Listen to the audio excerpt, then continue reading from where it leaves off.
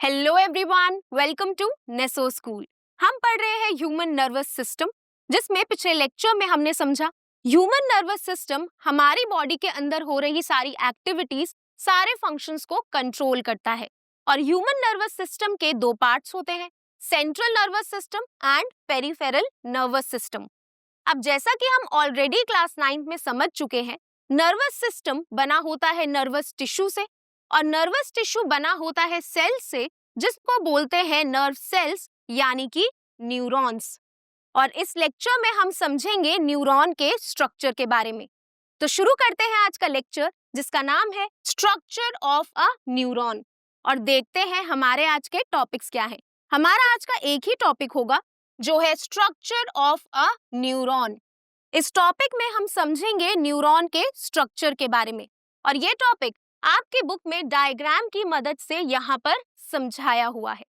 तो जैसा कि हमने पिछले लेक्चर में समझा था, नर्वस सिस्टम हमारी बॉडी के सारे फंक्शंस को, सारी एक्टिविटीज को कंट्रोल करता है, और साथ ही हमारे इन्वायरमेंट में जो भी चेंजेस आते हैं, यानी कि जो भी स्टिमुलस होते हैं, उनको डिटेक्ट करके अकॉर्डिंगली रिस्पॉन्ड करने में भी हेल्प करता है।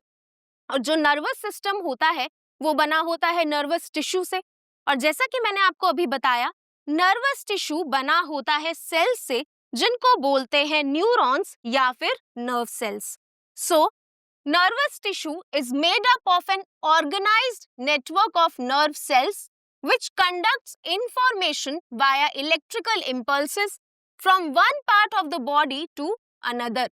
जो नर्वस टिश्यू है वो बना होता है एक ऑर्गेनाइज्ड नेटवर्क नर्व सेल से, जो कंडक्ट करते हैं इंफॉर्मेशन इलेक्ट्रिकल इंपल्सेस या फिर सिग्नल्स की फॉर्म में बॉडी के एक पार्ट से बॉडी के दूसरे पार्ट तक।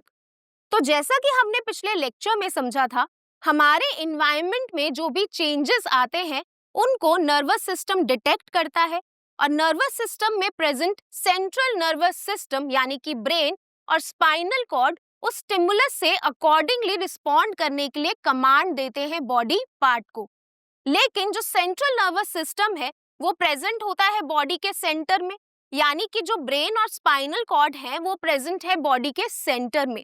अब अगर कोई भी इन्वायरमेंटल चेंज हो रहा है, वो ब्रेन और स्पाइनल कॉर्ड डायरेक्टली डिटेक्ट नहीं कर सकते। तो स्टिमुलस को डिटेक्ट करने में कौन हेल्प करता है?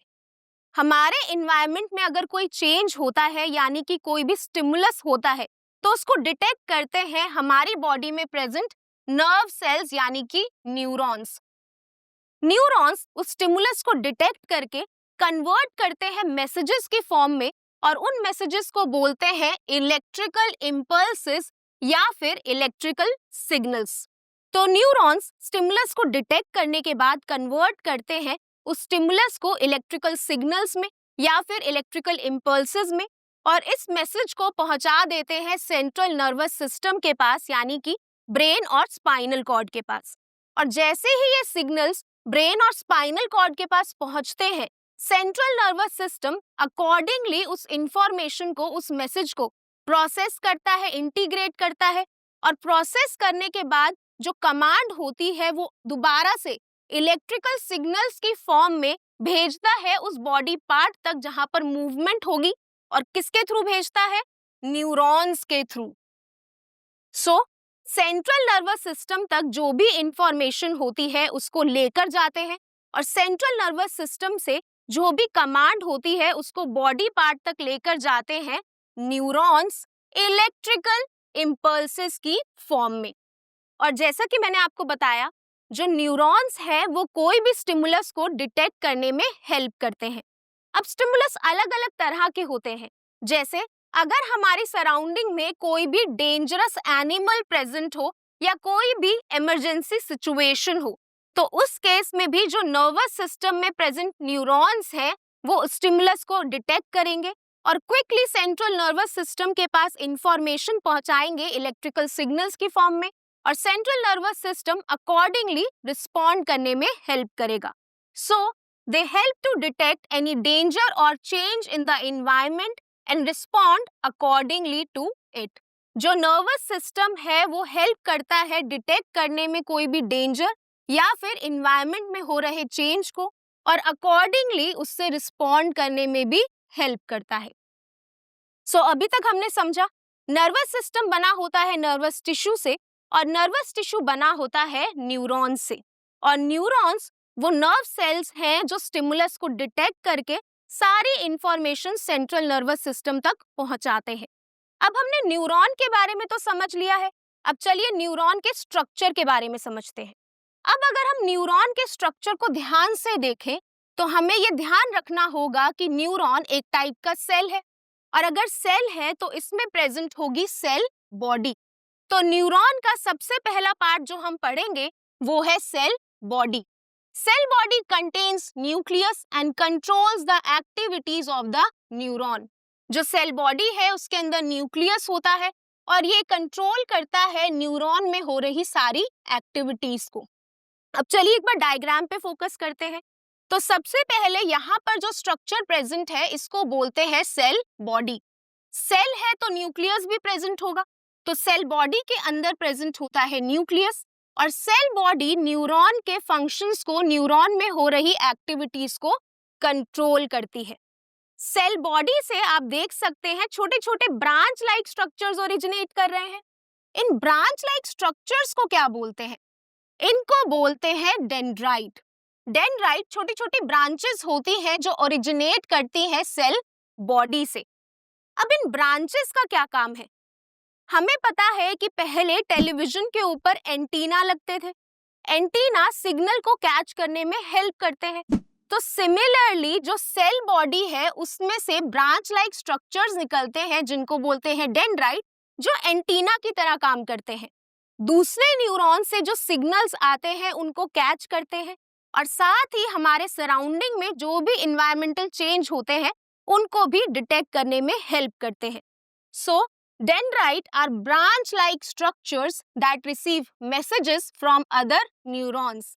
जो डेंड्राइट है वो ब्रांच लाइक स्ट्रक्चर्स होते हैं जो मैसेजेस को रिसीव करते हैं, और ये मैसेजेस आते हैं दूसरे न्यूरॉन से।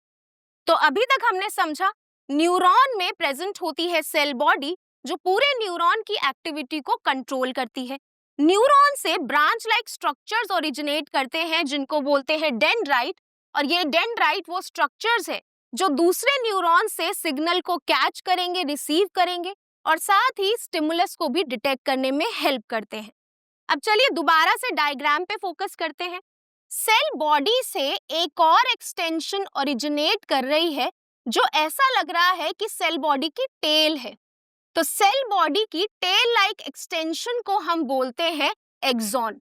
यहाँ पर जो ऑरेंज कलर्ड एक्सटेंशन है इसको बोलते हैं एक्सॉन, जो ओरिजिनेट करती है सेल बॉडी से।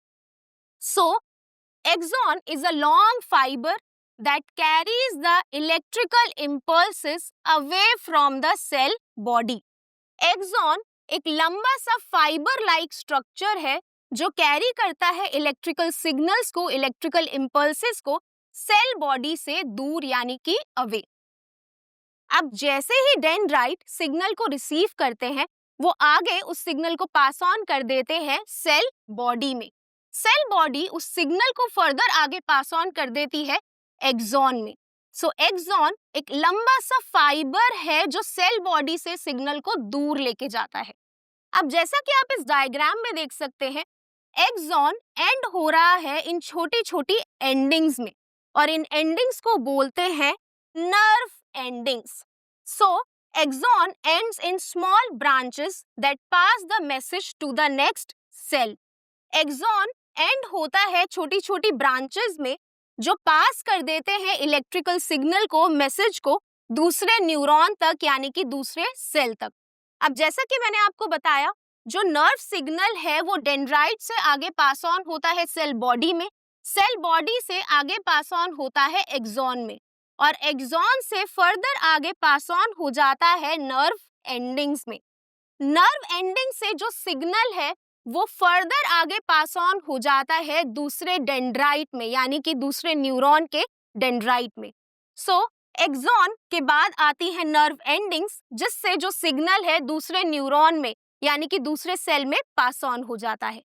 सो न्यूरॉन के हमने 4 स्ट्रक्चर्स पढ़े, 4 पार्ट्स पढ़े, जिसमें पहला स्ट्रक्चर है सेल बॉडी दूसरा स्ट्रक्चर है डेंड्राइट जो सिग्नल्स को रिसीव करता है। Third structure is axon which is the extension of cell body, और एक्सॉन एंड होता है छोटी छोटी ब्रांचेस में जिनको बोलते हैं नर्व एंडिंग्स। और ये सारे ही स्ट्रक्चर मिलकर, सारे ही पार्ट्स मिलकर कंडक्शन ऑफ नर्व इम्पल्स यानी कि नर्व सिग्नल्स को एक सेल से दूसरे सेल में पहुंचाने में हेल्प करते हैं। और फाइनली ये जो सिग्नल्स हैं ये पहुंच जाते हैं बॉडी के सेंट्रल नर्वस सिस्टम तक। सेंट्रल नर्वस सिस्टम इस सिग्नल को प्रोसेस करता है और कमांड भेजता है बॉडी पार्ट तक इन्हीं न्यूरॉन्स की मदद से। तो आई होप अब आपको पार्ट्स ऑफ न्यूरॉन क्लियर हो गया होगा, और इसी के साथ हमारा topic structure of a neuron complete होता है। तो आज के लेक्चर में हमने समझा न्यूरॉन नर्वस टिश्यू की सबसे छोटी यूनिट है जो सिग्नल्स को रिसीव करके फर्दर पास ऑन करती है दूसरे न्यूरॉन में और फाइनली पहुंचा देती है सेंट्रल नर्वस सिस्टम में। और साथ ही हमने देखे न्यूरॉन के डिफरेंट पार्ट्स। तो आज के लिए बस इतना ही। अब मैं मिलूंगी आपको नेक्स्ट लेक्चर में एक नए और इम्पोर्टेंट टॉपिक के साथ। Thank you.